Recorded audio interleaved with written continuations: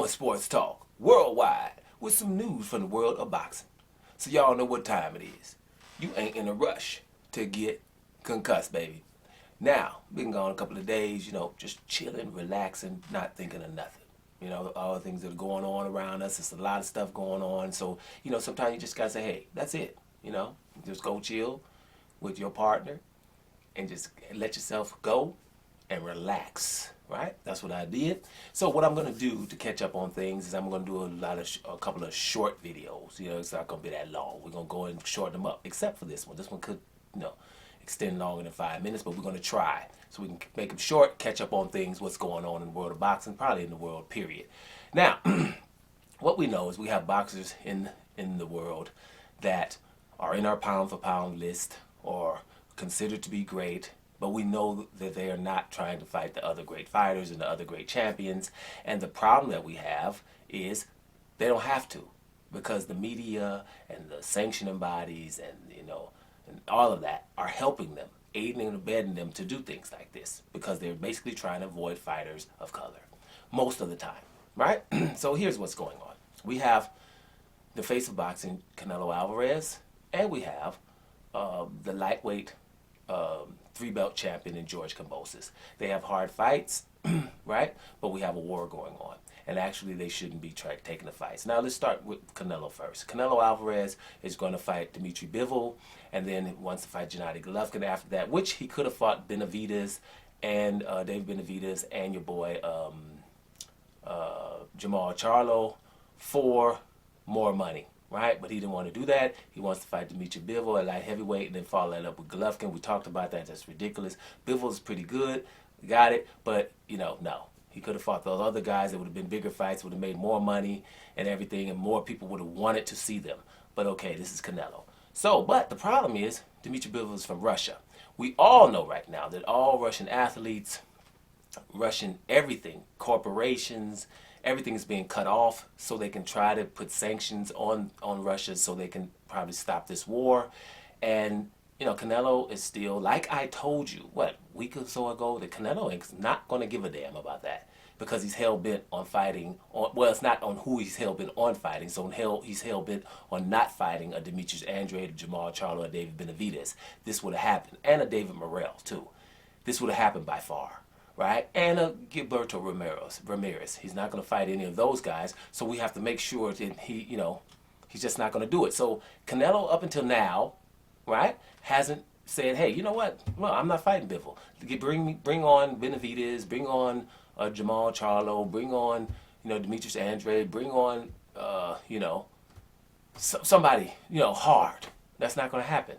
They're going to try to not do something about this, the Bivol situation, and he's going to keep trying to fight Bivol. Same thing with George Kambosos. It's just a fight out there. Just like Canelo didn't fight Demetrius Andrade at middleweight for undisputed for the most money he would have ever made, and he tried to fight Sergey Kovalev 2 divisions higher, who was basically not ready because he had just fought Anthony Yarde in a hard fight and he needed rest time. Canelo just said, hey, I can give you 8 weeks, but come fight me, and gave him all the money he wanted. Like, I think it was 12-something million at the time, just to not fight Demetrius Andrade for $40 million and undisputed in the middleweight division. I know people don't like to hear it, these so-called fans, but those are not fans, because fans of boxing would say, what?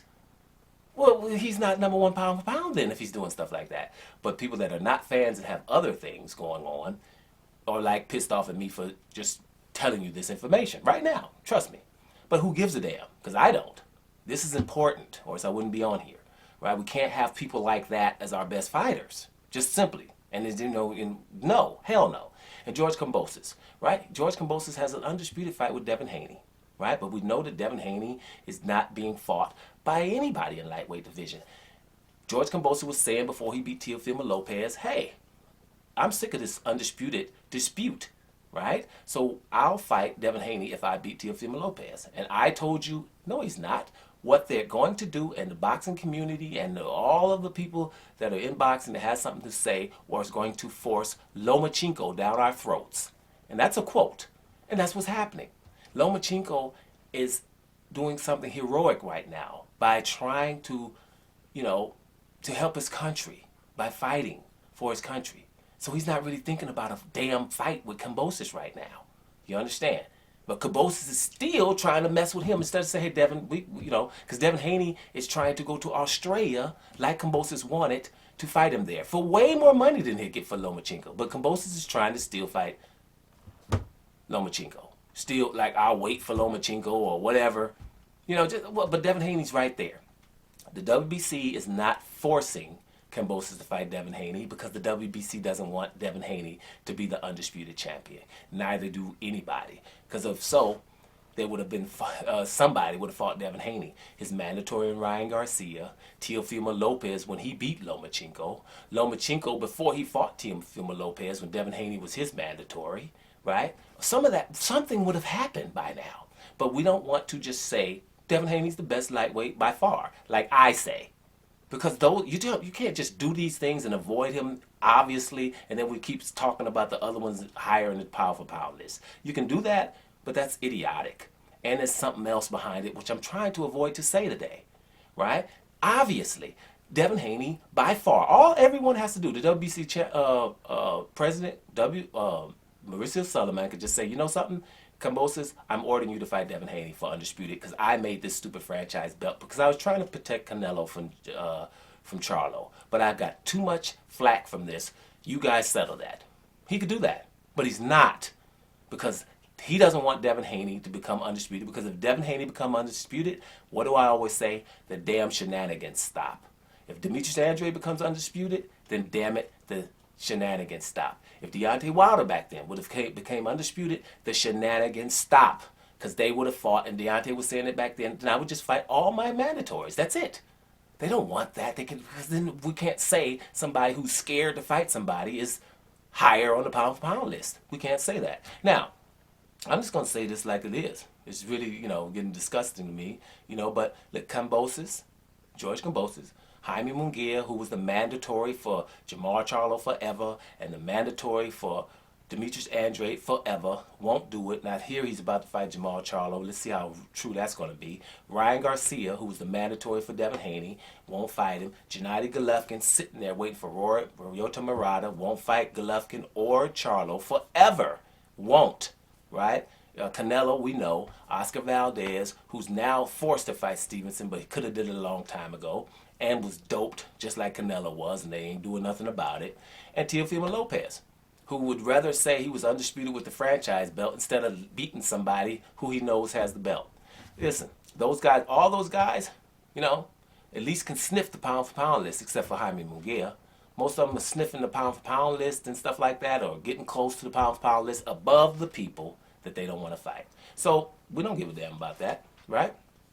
And let me tell you something. The reason why these fighters become disgusting is because disgusting is what you like, right? If there was no market for disgusting, if the fans were calling people out, if it wasn't so much of that word that I'm not trying to say right now involved, shit, we wouldn't have a war right now, to be honest.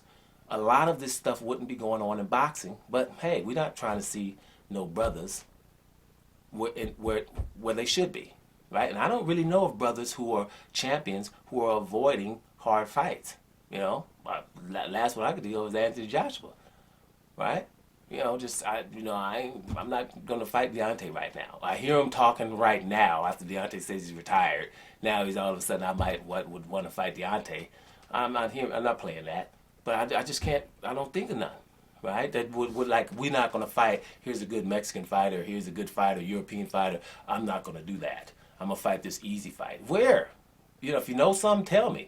It's just ridiculous. So we have to do something about it and call them out about it. So those fighters are not being watched because I know what they're doing. If you're mandatory, you should fight the champion or move way back in line.